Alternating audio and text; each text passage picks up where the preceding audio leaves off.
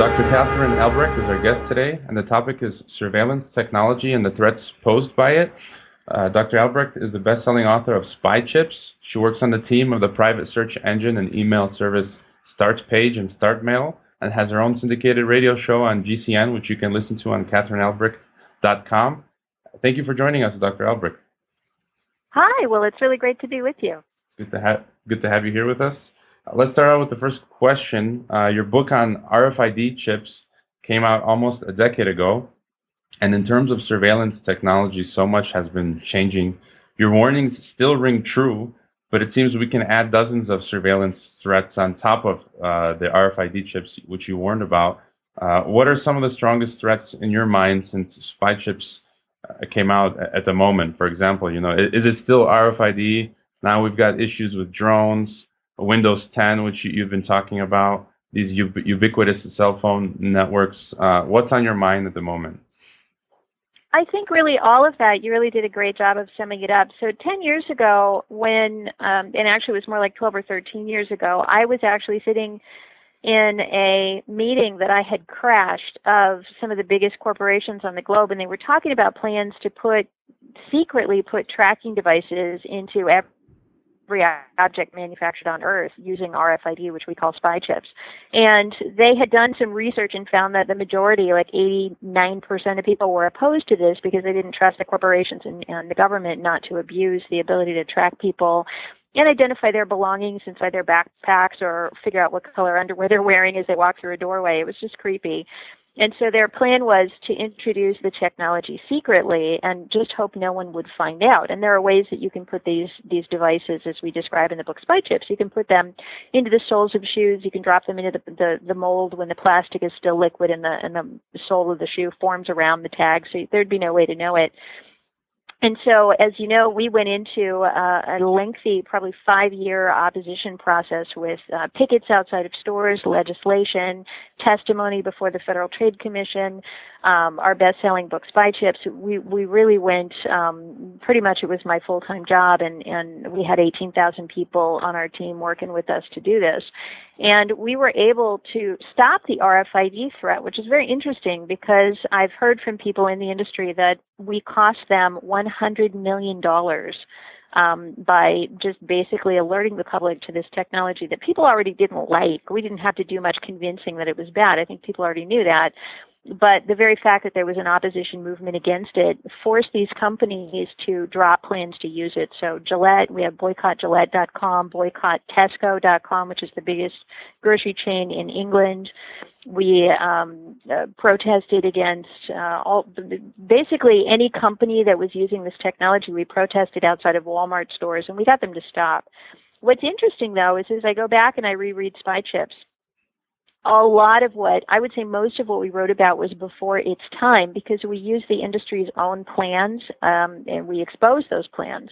And now 10 years later, they're coming back and trying to dust those plans off and do it again. And I think they figure that because of ubiquitous cell phones and drones and the other things that you're talking about, that people maybe won't care so much if they begin tracking their physical belongings. And so just within the last couple of months, we've discovered that Target stores, which is a huge, huge retailer here in the U.S., and I believe they're all across the globe, that Target stores have begun secretly putting RFID tags into their products already, and they're going to do a formal official rollout next year in 2016. So it looks like they're gearing up to do this again. And the biggest concern that I have just for RFID, if I could discuss that before we move on to some of the other threats, is that the U.S. government, as you know, the Real ID Act, which gives federal control over state-issued driver's licenses, is going into full effect as some of those provisions are implemented. And I happen to live in the Live Free or Die state of New Hampshire. We actually have Live Free or Die on our license plates in this state, and we're one of the states that passed a law several years ago saying that we would not participate in the Real ID Act with the U.S. government, which means that as of next year, residents of the state of New Hampshire will be prohibited from getting on airplanes unless our government the government of our state complies with this federal mandate. So it's been really interesting that over the last couple of years, all the opposition to Real ID, which was so strong and fervent, has really kind of settled down, and now there are calls for New Hampshire to become compliant with this so that we can get on airplanes. And, you know, it's really an example of the big brother federal government strong-arming us and forcing governments whose democratically elected leaders have passed laws saying that they don't want to participate, really forcing them to participate anyway, whether they want to or not. And speaking of driver's licenses, one of the biggest concerns that I have is something called an enhanced driver's license. And this, if we're not careful, is going to be rolled out in other countries as well. It's an optional program where instead of getting a regular driver's license, you can go into your DMV in a number of border states bordering on Canada and Mexico, and you can pay an extra fee and provide additional identification, and you can receive something called an enhanced driver's license. And this is really a misnomer. It should actually be called a total spy driver's license because it's a tracking device. And when you get one of these enhanced driver's licenses, the Border Patrol people have boasted that you can save 15 seconds off of your border crossing, as though that were a big advantage, because when you put the driver's license on your dashboard of your car, then it enables the border crossing guard to identify you and pull up all of your records on the screen when you're still 50 feet away from the actual kiosk. So in other words, they have remote readers that are capable of detecting the information in your driver's license, pulling up your information on the screen. And obviously, if they're able to do that, anyone would be able to do that. That anyone who wants to put an RFID reader at any location, secretly hidden in a wall or a doorway or a lamppost, would be able to pull up the same type of information, or at least pull up your unique ID number and identify potentially who you are. And the big concern that I have about these enhanced driver's licenses is I think they're part of a larger plan, because in 2005, when there was debate over these driver's licenses, everyone objected to the protocol or the type of technology that they wanted to put in the enhanced driver's licenses, the form of RFID. And it is possible for the U.S. government to put a form of ID like they've done in the passports. That's the open blue books that have the flip through the pages with a cover on them. They actually put a form of RFID in the passports that we objected to as well, but it's not as bad. The RFID in the passport is a special proprietary protocol, which means it speaks a language that only the U.S. government has the ability to decode. What's more, they're encrypted, which means if you don't have the encryption key, you can't read them anyway. And they only have a read range of a couple of inches, so you wouldn't be able to read one from 50 feet away or across a block or through a hotel room, wall from the next hotel room over, as you can with the enhanced driver's licenses. And they put shielding material in the cover of the passport, so when it's closed, presumably, if it's closed all the way, it won't be able to actually transmit because it's got a blocking fabric woven into the cover. Mm-hmm. Now, onto the enhanced driver's licenses.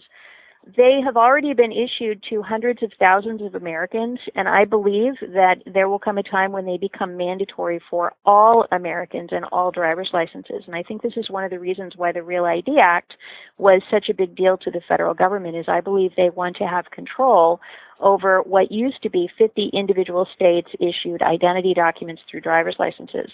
When the federal government took control of that by passing the Real ID Act, they basically, I think, were planning for a future where they're going to mandate certain technologies to be in those licenses, similar to the enhanced driver's licenses being optionally used by these people in border states today. So here's the kicker, though.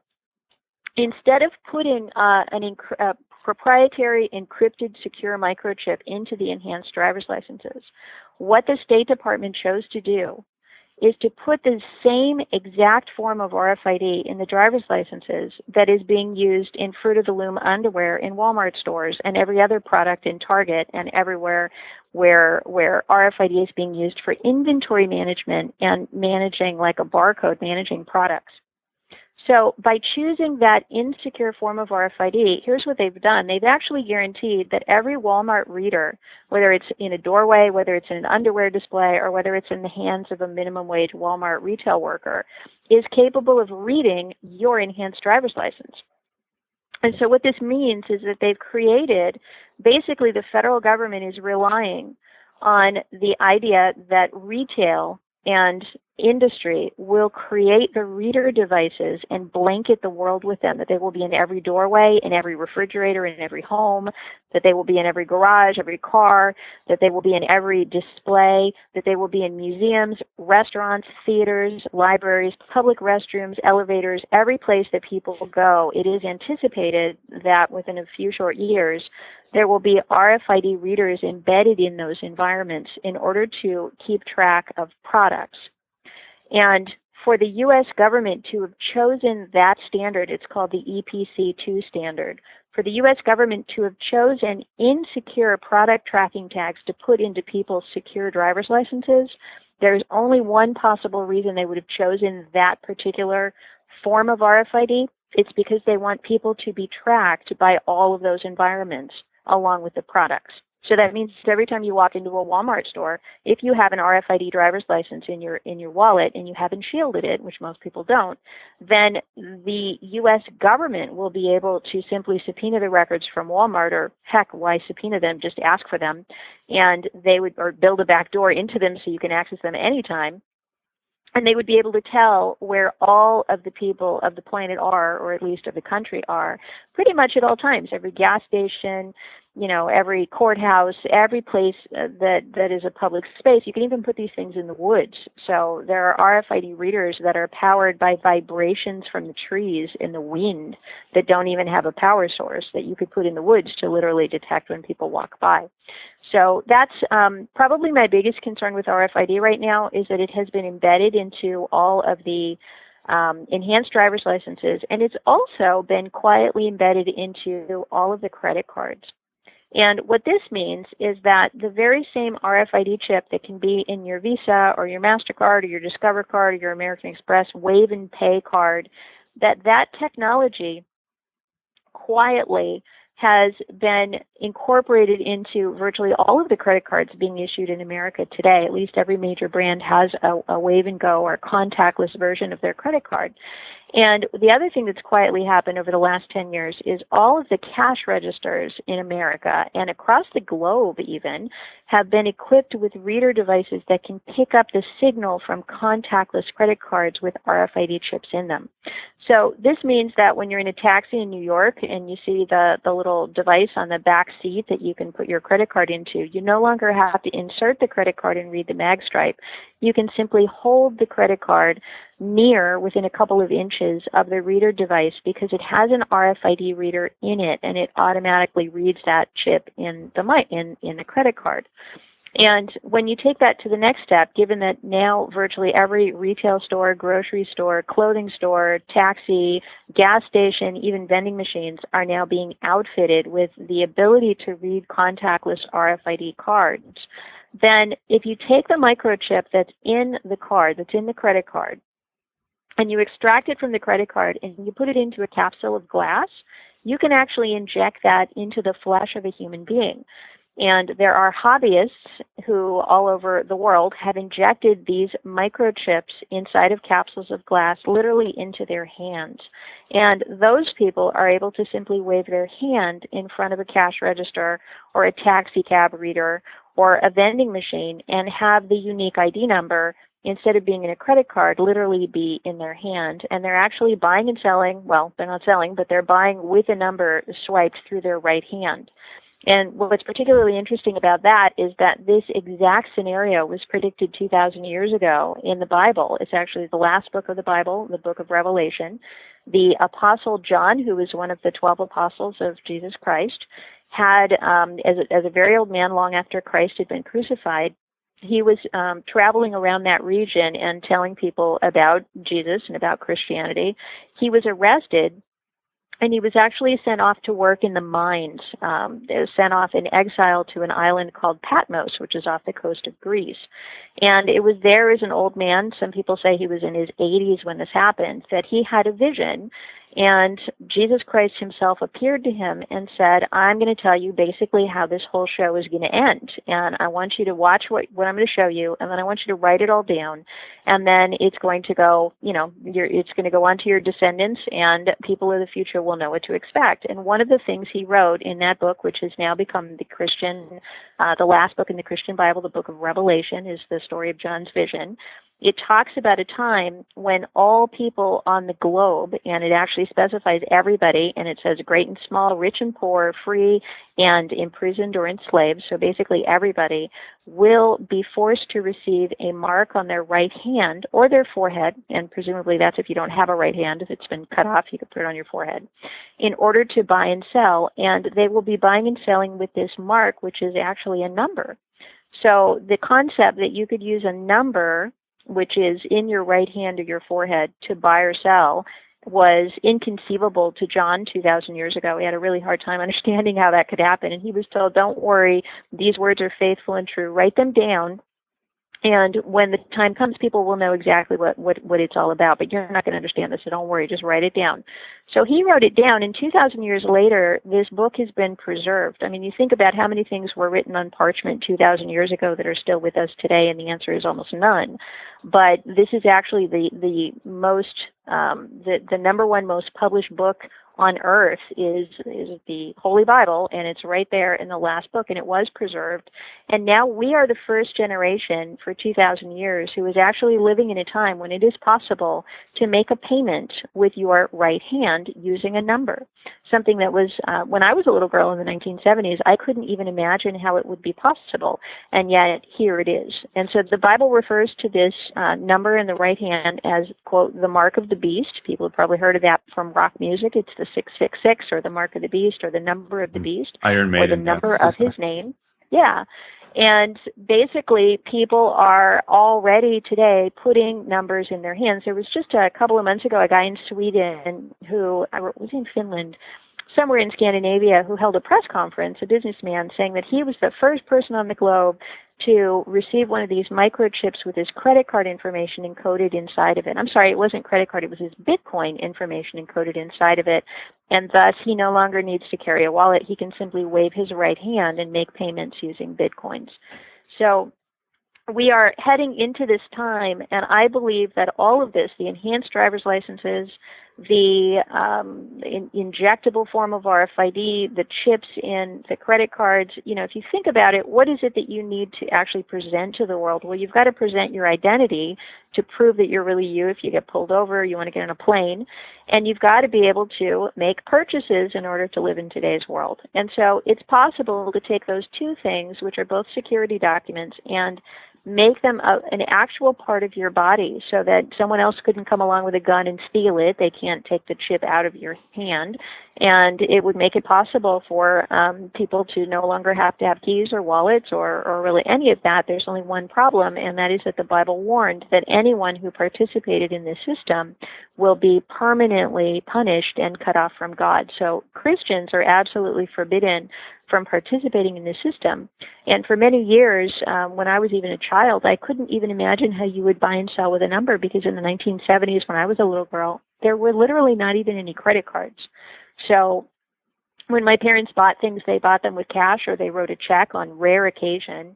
But I'd never seen a credit card. I'd never seen a barcode, because they weren't in wide use until the middle of the 1980s. Actually, 1984 was when Walmart mandated that all of its suppliers had to start using barcodes. And before that, there really weren't any barcodes. Even though they didn't be invented in the 1970s, they didn't appear on any products until 1984. And so this notion when I was a child of, well, how do you buy and sell with a number? I couldn't imagine. How do you put the number on the right hand or in the right hand or the forehead? I couldn't imagine. And then how could you have a global system where somebody on Mount Kilimanjaro or in downtown New York or Tokyo, somebody in Buenos Aires would be able, to make a payment and have some global government, because that's the other thing the Bible talks about, is that there will be a global government and an evil global leader of this global government who will require people to do this. And I thought, how in the world would you know if you're, deep in the Amazon jungle or you're up on Mount Kilimanjaro, how would they be able to know if you were buying and selling with this mark, or if you were just, I don't know, paying cash or bartering or doing something else? Well, now we have and then what's interesting is we got the internet. Yeah, we have the ability to actually monitor all of these. And Facebook and Google are flying the internet balloons in all of these places you just mentioned that are far off. So, as you say, people will be able to connect online in Kilimanjaro thanks to Google's, drones and balloons that are flying, providing the internet. Correct? And that's exactly what I believe is being built, is precisely that, the ability. Mark Zuckerberg, I don't know if you saw the recent Time magazine article earlier this year, but Mark Zuckerberg was featured on the cover, and it shows him in a village in India surrounded by children wearing rags. And the children look like their life is rather tough. They're in a town where the roads are not paved. There are goats in the streets. It's all dirt. And these children are struggling to even receive an education or adequate food. And here's Mark Zuckerberg, wearing his Western clothes and his big smile, and he's talking about how he was meeting with Indian authorities to talk about how to bring the internet to everyone in India. And the only thing I could think is, why would these children need the internet? The last thing they need to do is become addicted to Facebook and World of Warcraft and Grand Theft Auto and who knows what all else. Why do they even need computers when they're struggling to even receive a basic education, learn how to read or write? But you're right that this is the push, and I believe that it is not just an economic issue, a technological issue, but it's a deeply spiritual issue, because the components of all of this that would be required to come together in order to enable a global ruler to have absolute and total control over every single being on the planet. I mean, that's pretty incredible if you think about it. The omniscience and omnipresence and omnipotence and all those omni words are the province of God. That, it's God who knows every time a sparrow falls from the sky. It's God who numbers the hairs on a human head. God knows all of these things.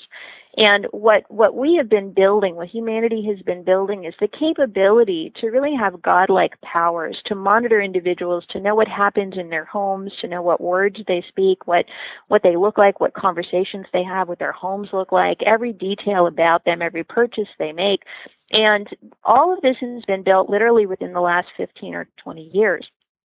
And really in earnest within, I'd say, the last probably 6 or 7 years since the cell phones became ubiquitous and the iPhone came out. Hard to believe that was only 2009. It really feels like it's been with us forever, but it's only been, 6 years. So it hasn't been that long, and yet the whole world is addicted. The whole world is staring at these things, and the whole world has voluntarily chosen now to put a tracking device that links them into the global brain, so that the Google network, the Apple network, the Facebook network, which eventually will all merge, are able to monitor people's behavior. And if you look at the other things these companies are doing, they're not just creating internet products and phone products, but they're actually creating surveillance capability and enforcement capability. And if you think about Google, one of their big products that they've been advertising heavily is Google Nest, and it's this notion that you would voluntarily place a camera and an audio recording device in the deepest, most private part of your life, in your home, in your bedroom, in your living room, in your dining room, around your dining table, to literally record yourself and provide the footage to servers which are owned by Google, so that you're basically allowing the tentacles of this global brain to go into the very depth of your privacy. And it's amazing to me how willing people are to adopt these technologies that, if you think about George Orwell's book 1984, which came out in 1948, before any of this technology existed, George Orwell envisioned a totalitarian nightmare world in which Big Brother government would force people to participate in the surveillance at gunpoint. I think he never anticipated the way it's really unfolded today, where it's sort of the new form of tyranny. 20th century tyranny, if you were Stalin or Hitler, or Pol Pot in Cambodia, it used guns and tanks. Certainly they had surveillance and informants, the KGB, East Germany and the Soviet bloc. All of those folks were very into surveillance, but the surveillance was imposed at gunpoint. That you had informants infiltrating. No one trusted anyone. You had this ominous feeling of Big Brother always having the capability of just killing you, and you had to comply, but you couldn't wait to get free of the darkness of that. Well, that's 20th century tyranny. 21st century tyranny has arrived grinning with a fistful of coupons. It's got a very different feel to it. And what 21st century tyranny has become is they've figured out, and I believe that the ability to look at people's posts on Facebook and watch and monitor, keep your finger on the pulse of public response is a hugely powerful capability of those who would try to control public opinion. Because, see, my degree, I have a doctorate from Harvard in human development and psychology, and I also have an undergraduate degree in marketing. And one of the things that we worry about as human, researchers of human psychology is how do you figure out what people really think? And in the past, prior to the internet, you had to pay focus groups. You would pay people $50 to sit around for an hour in a group of 10 or 20 and tell you their opinion about a new product, or tell you their opinion about a political leader, or tell you their opinion about a particular topic. And then you had to extrapolate from these 10 or 20 people and look at their demographics and who was young and old and male and female and black and white. And you had to decide, well, how does the general public feel? And it was a hard thing to do. What's happened now is that you have instant access to millions of people's responses in real time to whatever it is that you want to monitor. And so you can modify messages on the fly instantaneously. And it gives you an incredible amount of power to manipulate the viewpoints of the public and to manipulate people's responses to things. Because if you put something out there and people respond negatively, then you just modify it, and then you look at the response, modify it, look at the response until you get the positive response you want. So there's a new, incredible power that no one's really acknowledged, and it's the ability to do instantaneous research on public response in real time in a way that's never been possible before. And so we've now got that capability. Yeah, go ahead. No, I just you were touching on my next question because I want to ask you afterwards about StartMail and what people can do to protect themselves. But you mentioned how people today, they don't seem to care. And in Spychips, you cite Kevin Ashton and Adolf Hitler, and they basically say for this surveillance society to work, the older generation will have to die, and the new generation will accept the surveillance state without question.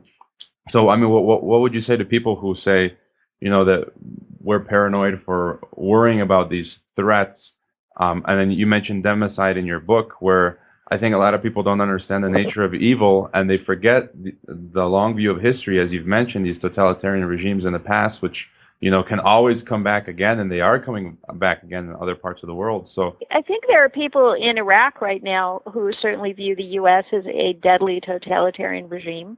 I think there are people across Afghanistan and across the Middle East who probably believe that totalitarian deadly regimes are not far off in the future. They're actually living under them because they've been imposed on them by the U.S. government. So I think it just depends on where you live as to how heavily you feel the crushing boot of Big Brother right now. But I think there's going to come a time when we're all going to feel it crushing us equally. And I want to address this topic of democide that you brought up, because I really appreciate your bringing that up, because that informs all of the research that I do. And democide is a term coined by R.J. Rummel, who's a political scientist at the University of Hawaii, who devoted his entire career to studying basically this notion that government's primary the primary impact of government upon people, and this is going to be a shocking statement, is to kill them. And when he studied all of the political scientists, they say, oh no, well, politics are about building roads and about elections and about furthering access to clean water and all these other things. Sure, they are. But what people lose sight of is the fact that governments, because they have unequaled access to weaponry and to enforcement capability, you have to understand that governments are nothing more. Government is not instituted by, I don't know, God himself comes down and decides to rule the world in a benevolent way. Government is ruled by people, and they're people who have sought power over other people and managed to obtain it. That's really what a government official is someone who wanted power and got it. And unfortunately, because of our fallen state and how humans are, when people get power over other people, they really do tend to run in a very bad direction and utilize that power to further their own interests. And if people oppose them, then oftentimes they wind up jailing those people, passing laws against them, and ultimately killing them or committing genocide. And so what R.J. Rummel discovered is that the deadliest force on planet Earth, and he looked at the 20th century, by a factor of almost 10 were people's own governments. And I'm going to put it conservatively at 6 times more people were killed in the 20th century by their own governments than were killed by all of the century's wars combined. So government is not only more deadly than warfare, it is actually 6 to 10 times more deadly than warfare. So the only other thing that kills more people are natural causes and disease.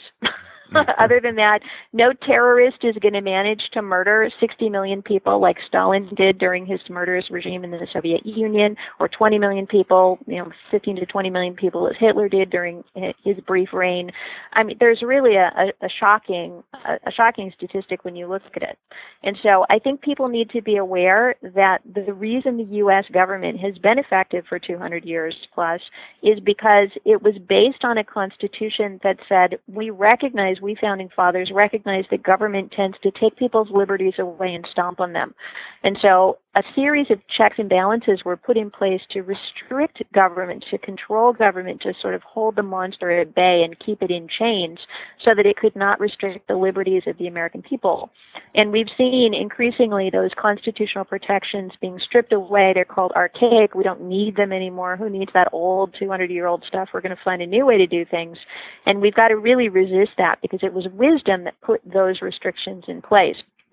Unfortunately, now the government is getting involved in the biggest form of power of all, which is surveillance power. We know this because Ed Snowden told us about all of the ways that the government is able to monitor and spy on us and watch what we do. And ultimately, that enables them to do what tyrants have wanted to do throughout all of history, which is to identify their opponents, identify who would like to remove them from office, who is objecting or a dissident or who is a person of conscience who doesn't like the direction things are going, who's an activist.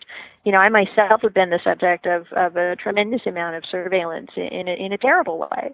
And that's the kind of power that you can have over people to cause them to keep their heads low, become silent, just go along to get along, not agitate or fight for change. Mm-hmm. And so I think all of that is certainly a big effect of all this technology. And what would you tell, the Facebook generation, as well as other Christians who have no problem with the surveillance and they share all their information online? And then if you could tell us after that, what are some ways that people can protect themselves, as well as about StartMail? Yeah, absolutely. So first of all, this younger generation has been specifically molded, shaped, manipulated, and fed propaganda to believe the way they do about these things.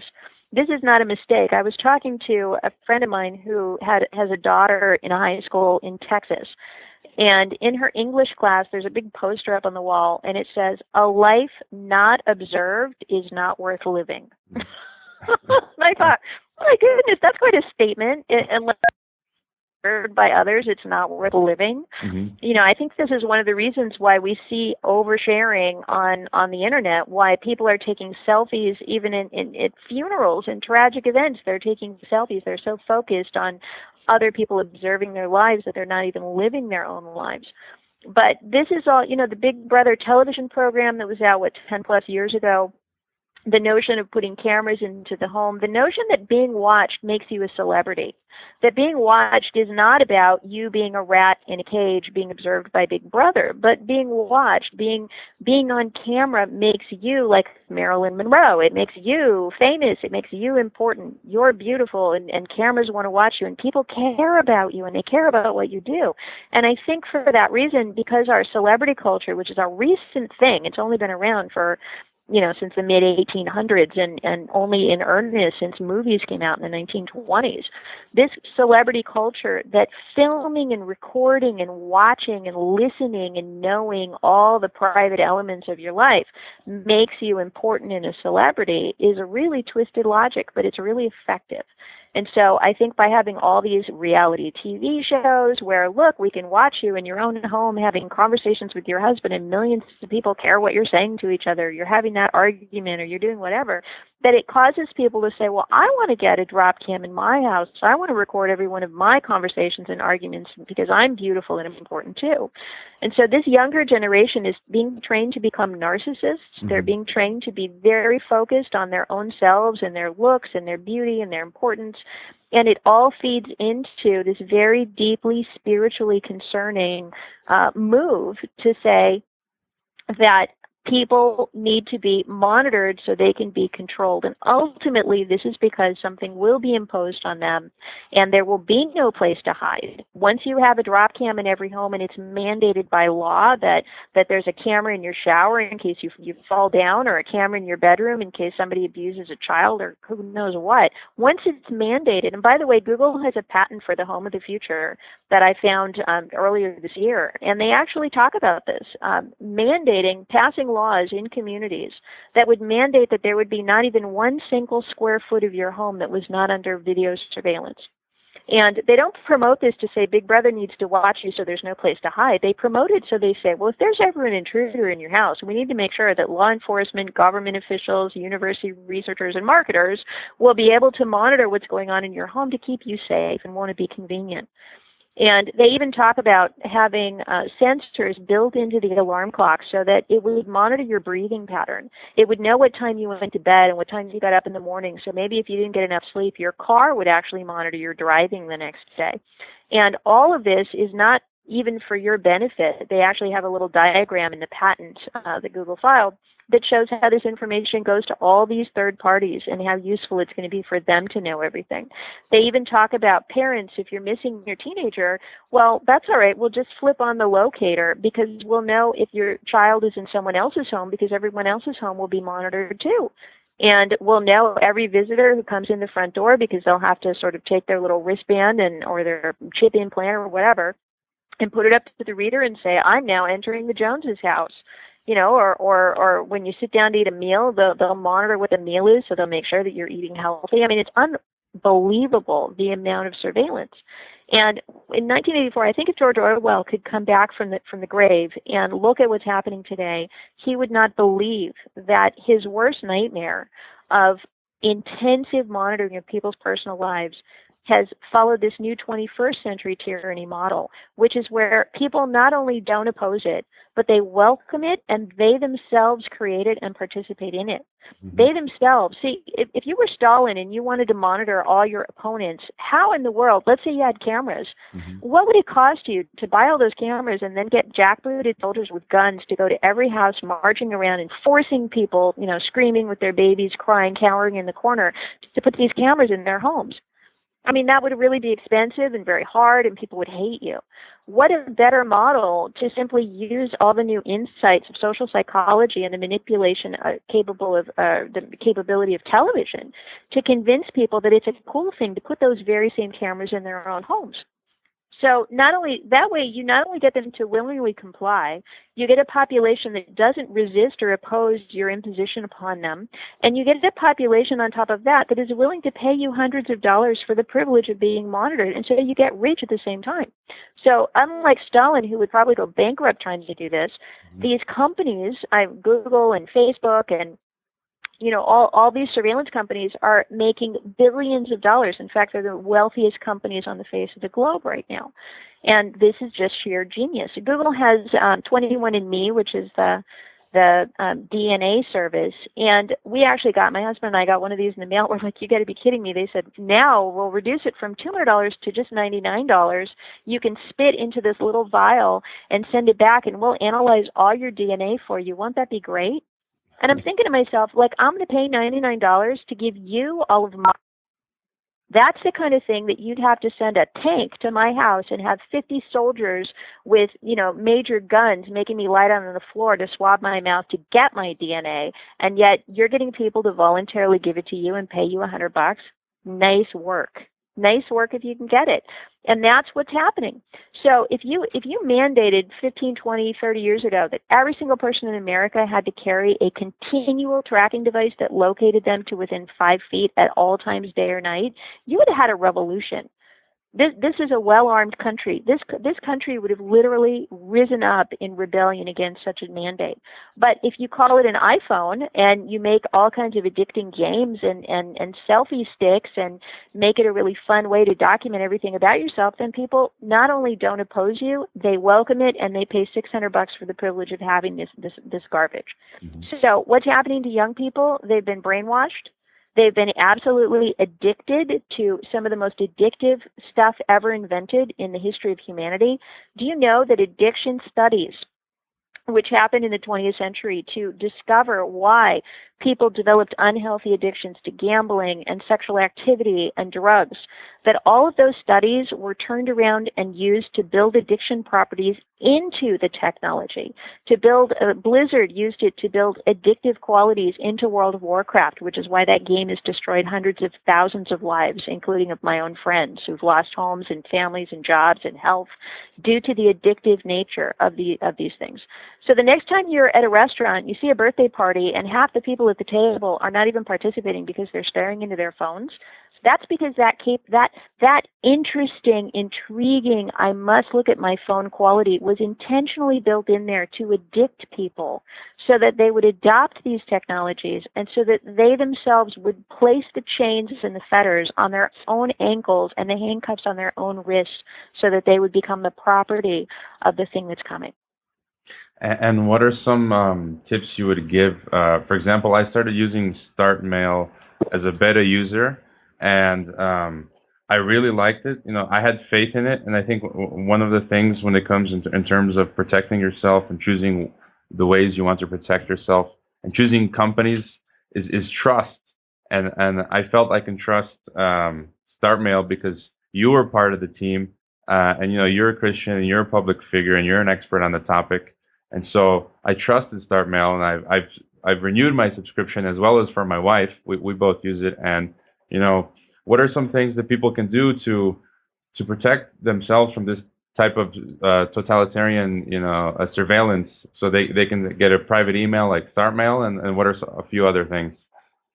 Well, I'm so glad you're bringing up StartMail. So I've been an activist since 1999 working on these topics, and I remember doing an interview, this was probably 2005, 6-ish, around the Spychips years. And somebody called in and said, on this radio show, and said, Katherine, you know what you really need is a suicide hotline. And I'm like, what?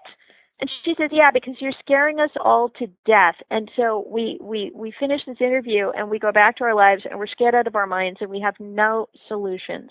And I got to thinking about it and I thought, that's true, because for the last, 5-7 years at that time, I said, all I've been doing is warning people and sounding an alarm, but I haven't really been providing alternatives. And so in 2009, I actually realized for the first time what Google was. I used to love Google like everybody else, colorful, happy name, friendly company, really helpful, and I loved them. And then I realized that the purpose of Google was not to answer my every question, because how's that going to make them money? That the purpose of Google was to provide a window on every computer on planet Earth and every cell phone on planet Earth in order to capture what's going on in people's minds at any given moment. So if you think about this, let me go back to Stalin again, of the Soviet Union. He had to employ a whole army of informants. So if you had a birthday party, they would send informants over to your party who would listen to see if you said anything, oh, I don't know, against the government or said anything revolutionary, anti-revolution, counter-revolution, whatever. They knew who their enemies were because they had informants watching, but they couldn't watch everything. So what Google has done, and it's sheer genius that the U.S. public and the world public hasn't caught on to this and probably never will, is Google has figured out the way to find out what everybody's doing all the time. And I'll give you an example. If you use Google as your search engine, they know who cuts your hair. Because, and by the way, do you know who's some guy, and let's pick some person in Brazil, do you know who cuts their hair? Of course not. You have no idea. It could be their wife. It could be the barber down the street. It could be an expensive salon. You don't have any idea. And I'll just use this as an example, that Google knows everything about you. In fact, I don't know who cuts my mom's hair, but Google knows. Well, my mom doesn't use Google. She uses the alternative I helped to create, which is called StartPage. I'll tell you about that in a minute. But let's say just the issue of hair cutting, Google can tell you who cuts the hair of every single person in this country, even though I don't even know who cuts my best friend's hair. How does Google know this? Because who uses the yellow pages anymore? Who uses a phone book? But there are probably young people listening going, what's a phone book? What are the yellow pages? What are you talking about? Because if you want to look up the name of or the phone number for your local hair cutting place, most people go into Google and they type a local hair cutting place called, Superstar Hair, and then they get the phone number and then they call up and they make an appointment. And a lot of people, when they make that appointment, they put it on their Google Calendar. So now you know it's Wednesday at 3 p.m. You're going to go get a haircut. And the same is true for everything else. I just use that as one example. But they know what most people had for dinner last night because they themselves or their wives or whoever looked up the recipe for lamb chops on Google. They know that you're worried about losing your job because you looked up unemployment insurance on Google. They know if you're having marriage problems because you looked up a marital counselor on Google. They know if your kids are using drugs or if you think you're addicted because you're looking up addiction. They know if you have a rash between your toes because you look it up on Google. And so what's happened is that Google has morphed from being kind of an interesting college experiment years ago to figure out how to organize all the information on the internet to suddenly becoming this gaping honeypot, this vast information suck that wants to know what's going on in individuals' lives, and it captures the information in individuals' lives 10, 20, 30 times a day. And I'll go back to Stalin. What if Stalin had mandated that every person in the Soviet Union had to say what was on their mind, what they were doing, and who they were doing it with 10 times a day? Everybody, again, would have said, absolutely not. I mean, I don't know if they could have risen up and rebelled. He probably would have killed them all. But people would have thought, well, that's totalitarian and horrible. But when Google does it, people say, oh, how friendly and helpful that they answer all my questions. But you need to realize that the only reason they care about answering your questions is not because they derive any benefit at all from you knowing stuff, but because they derive massive amounts of benefit from knowing everything about you. And so when I discovered this in 2009, I swear I wanted to go live in the woods and get rid of my computer. Because I said, I can't use the internet at all without Google, first of all, because how are you going to find anything? And I can't let them be monitoring me because none of this is any of their business. And so I searched the globe and I found a tiny little company in the Netherlands called, at that time, Ixquick, IXQUICK. And I do a daily radio show, kmashow.com, and I invited Ixquick on my show. And I interviewed him, and he told me that they had created this tiny search engine that was capable of searching the entire internet just like Google. It was a meta search engine, so they used all sorts of other search engines like Dogpile and stuff you've never heard of. And they had a software that would take your search, submit it to all these places instantaneously, get the best results, give them to you privately, and then delete all records of your visit so that nobody was watching what you were searching for. And it was funded by advertisements, but rather than being advertisements based on knowing everything about you like Google does, they were advertisements simply based on your search. Like if you looked up diamond rings, it might give you some online diamond ring stores, for example. So I said, well, this is really cool. So I started using Ixquick. I fell in love with it, and I got back to the company, and I said, I want to work for you, because this is a solution that I can start promoting and actually make some traction, make some progress so people don't need a suicide hotline. So the very first thing I did was recommend that the name Ixquick was really hard to use, and people wanted Google search results. So I helped them to create the StartPage.com search engine, and it's now being used by millions of people as their homepage, their start page, including me. And we created an easier-to-use name, which is StartPage. And what StartPage does is it takes your search and submits it to Google for you. So we're kind of like a proxy between you and Google. So Ixquick.com is everybody but Google. So if you don't want Google results at all, then you should use Ixquick. But if you want Google search results privately, you should use StartPage. And when you get there, it says powered by Google. But all that means is that we actually get real Google search results. Google doesn't know who did the search. They only know that like 5 million searches a day are coming through StartPage, but they don't know what who's doing the searching. They just know we searched. And then we get the results. We give them to you privately. We strip out all the tracking cookies that Google would be using, and then we delete all records of your visit. So we have no idea who's searching or what they're searching for on our website. And it's a really easy way you can add it to your browser. You can make it in the upper right-hand window there. You can make it your homepage, but it's an easy way to immediately take this huge floodgate, like a fire hydrant of information that you're blasting into Google's brain, and reduce it down to a trickle.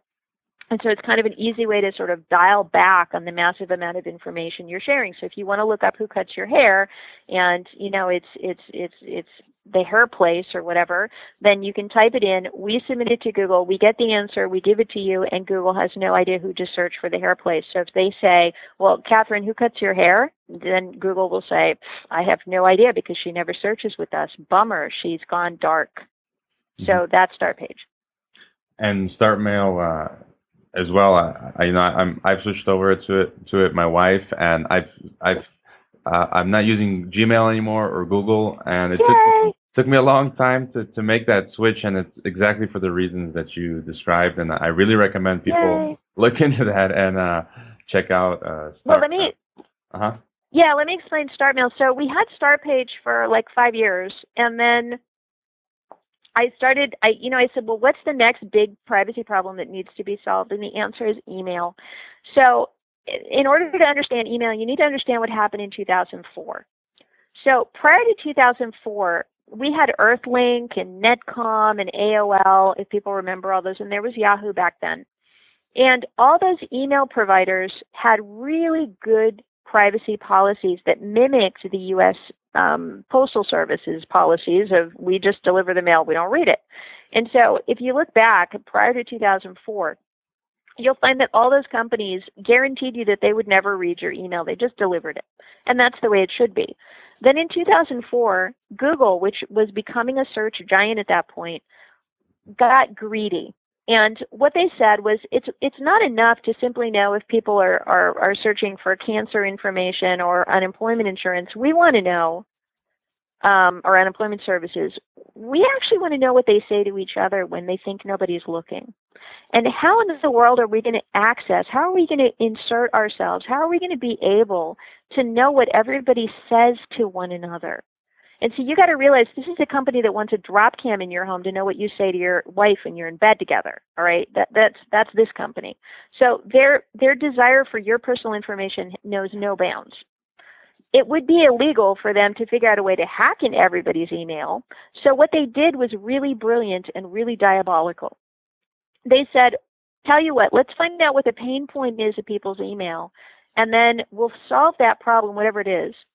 And then we'll get them to put their email on our servers and use us, and then we will have access to it all, and we can read it all, and then we'll know what people say to each other.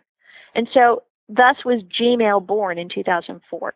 Now, I was part of a coalition back in 2004 of like 25 different privacy organizations, the ACLU and EPIC and EFF and Privacy International and all these different organizations. We all got together and we wrote a letter in horror to Google in 2004 saying, what are you thinking? You cannot release this new thing you're calling Gmail.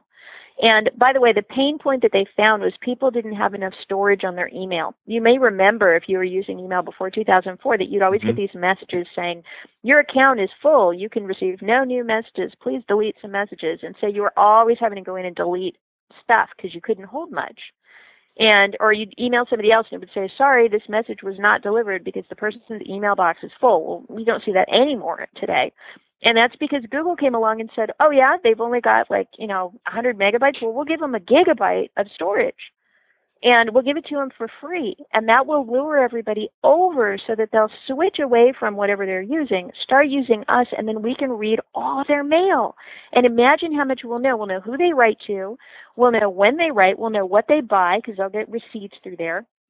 We'll know what time the babysitter is supposed to show up on Saturday night because they'll send that in an email. We'll know their address. We'll know if they send their tax return to their accountant, then we'll be able to open up the attachment, which they do, and then we'll know their social security number, their accountant's name, their kids' names, their kids' social security numbers, their deductions, their annual income. We'll know everything. And so that's what they did. And we wrote a letter saying, don't do it because if you do this, you will change the way email is conducted in the world. Little did we know that what we should have written in that letter was if you change this, it will change the way the internet works. Because what happened was Google went ahead and did this Gmail thing. They disregarded our letter, totally didn't care what we said. Everybody switched over to these Gmail accounts, not realizing that the whole reason Google was offering free email with a gigabyte of storage was so that they could put your email in their clutches and read it all. And then everybody switched over, and it made them a flipping fortune. And because it made them so rich, the entire internet has now followed suit. And the whole internet and all of the apps and everything else related to all this technology is based almost entirely on capturing your personal information. When you take an app now and you put it on your phone, if you look at the fine print, the app, which may be something helpful that you really want, will say in the fine print, and by the way, we're going to access all of your GPS location and all of your contacts so we know who all your friends are and we can contact them too. It's really creepy. And it's all because Google created Gmail back in 2004 so that they could read all of your email. So they now know every single thing you search for with Google, so you should use StartPage instead of Google, and they now know everything you write to everybody else, and so you should use StartMail instead of Gmail. So 3 years ago, I brought to our executive team, which is Dutch, by the way, they're like I said, this tiny company in the Netherlands, wonderful, wonderful people, care deeply about privacy. I love them, they're fantastic. And we're in this meeting, and I said, you know, guys, what we really need to do is offer email. And so, long story short, they spent 3 years building it, and it is the most secure email that has ever been built in the history of technology. It is absolutely airtight. It has 3 layers of encryption, which even the NSA can't break, according to Ed Snowden. And you have the security with a StartMail account of knowing that no one can read your email. We don't read it. We never read anybody's messages. Gmail is it's built on reading your messages. So it's absolutely guaranteed that they will read every message they receive. It's absolutely guaranteed that we will read nothing. Your email is dark. It's encrypted. We can't even get into it because it's in a user vault. And what's more, we even have the capability within StartMail that you can write to somebody else at their Gmail account, and you can actually have a correspondence with a Gmail account holder that Google can't see. And we do that through something called question and answer encryption, which resides on our servers in the Netherlands. So we basically, let's say you want to write to your friend Marie and she's got a Gmail account, we will create a little space on a StartMail server in the Netherlands outside of U.S. jurisdiction, outside of Google's clutches, where you and Marie can write back and forth 5, 10, 50, 100 emails. It doesn't matter. And we'll create a little space. We basically create a miniature email account for the two of you that doesn't cost you any money. It's just part of your StartMail service.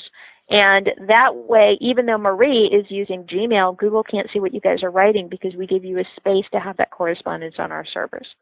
So the service is called StartMail because our regular service is called StartPage, and it just made sense. And the catch here is that our team said, well, Katherine, it's going to cost us $1 million to build this thing. And I said, yeah, but it, kind of like Field of Dreams, if you build it, they will come. And I guaranteed to my team that if we built StartMail, that people would actually be willing to pay money for the service because we don't have, Google makes money because they spy on you and then they run advertisements based on the secrets they know about you, and that's very profitable for them. Well, if you don't spy on people, then they become your customers. See, Google's customers are the advertisers, and their email is just the bait to get you to deposit personal information that they can use for their advertisers' benefit. So the real customer is the advertiser. You're not a customer, and that's not a product. That's actually bait, and you're the you're the product that they're luring in to sell. But with StartPage, you're actually our customer. We answer to our customers, and that means that somebody's got to pay us so that we can actually keep the lights on and stay in business and offer these great security products. Mm-hmm. So StartMail is $5 a month. That's $60 a year.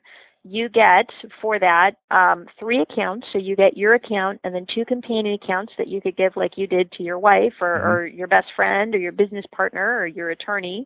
And so it's 3 accounts for $5 a month. It works out to about $1.67 a month per account.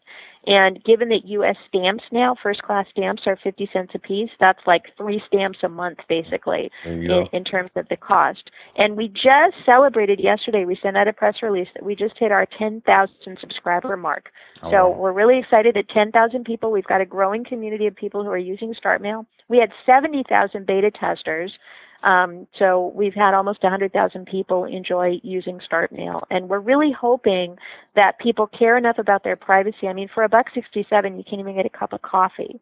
Mm-hmm. So we're hoping that people consider private email and getting back to full privacy important enough that they're willing to pay for it. And we encourage people to try out a 7-day free trial. You can kick the tires. You can see all the features of it by going to StartMail.com. There's a little video that I recorded that explains how it works with an overview and why you need it. And it's StartMail.com, and it's really fantastic. I stand behind it. I helped to create it. And you're right, I've been doing this for 15 years, and it's really my life.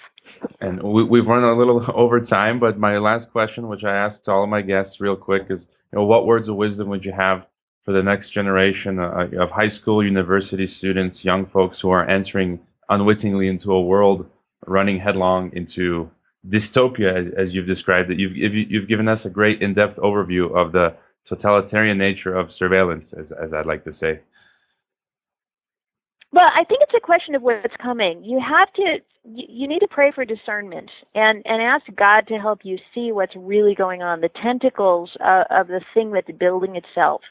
That right now is the happy time. Right now is the fun time. Right now is the look at all these goodies I'm going to give you time, until you surround yourself with it and you clamp those fetters onto your ankles and the handcuffs onto your wrists, and then the ugly time is going to come. And it is coming. There's no question about it. R.J. Rummel says power corrupts and absolute power. Well, it was Lord Acton said power corrupts and absolute power corrupts absolutely. R.J. Rummel, the political scientist, converted that to power kills and absolute power kills absolutely. We are building the most powerful power over human beings that has ever existed in all of human history. There is no chance that kind of power over people will not be abused. It is going to happen, and when it happens, it will be very ugly. And so my number one piece of advice to people is that God is real, that the message of the Bible is absolutely true, that there are more, this is a statistic I want to share. People believe, because the mainstream media is trying to brainwash them into believing, that Christianity is this little tiny faith that's dying out. I would like people to know that Christianity, if you were to stand on the moon with a telescope and go, what's this earth place and what do they believe? That the answer would be, it's a Christian place. There are 2.6 billion Christians on this earth. There are far more Christians than any other faith, including atheism. So 2.6 billion Christians, seconded by 1.8 billion Muslims, who also worship the God of Abraham, followed by around 2 million secular humanist atheists. So there are for twice as many Christians on planet Earth as there are atheists. I just want people to be aware of that. This is not a fading out religion. This is a religion that came 2,000 years ago, populated the earth, has taken over the earth because it explains what's happening right now. And so my number one piece of advice for high school and college students, and take this from somebody with a Harvard doctorate, is pick up your Bible, dust it off. You can start with the book of Matthew. It's the first book in the New Testament. It will tell you everything you need to know about Christ. And then once you understand that, I have a new book out which is called I Won't Take the Mark, and it's actually about the mark of the beast. It actually explains the story of Revelation. You can find it online at virtuepress.com. It's also available on Amazon. And what it is it's a picture book, but it's for children and adults, because I've actually taken excerpts from the King James Bible on every page along with a beautiful illustration, and it explains what's happening with this mark that's coming, the buying and selling with a number, the global takeover, which is spiritual in nature, which was predicted 2,000 years ago. It is absolutely real. It is absolutely true. If you pray about it and you ask God to show this to you and give you discernment, you will begin to understand all the things that seem crazy that are going on in the world, and they'll start making perfect sense. And if you get afraid, you don't need to be afraid, because just like the sinking of the Titanic, there were lifeboats that people could get into, and the people who got in the lifeboats were saved. And there is a lifeboat for this sinking ship called Planet Earth, and that lifeboat is the saving blood of Jesus Christ himself.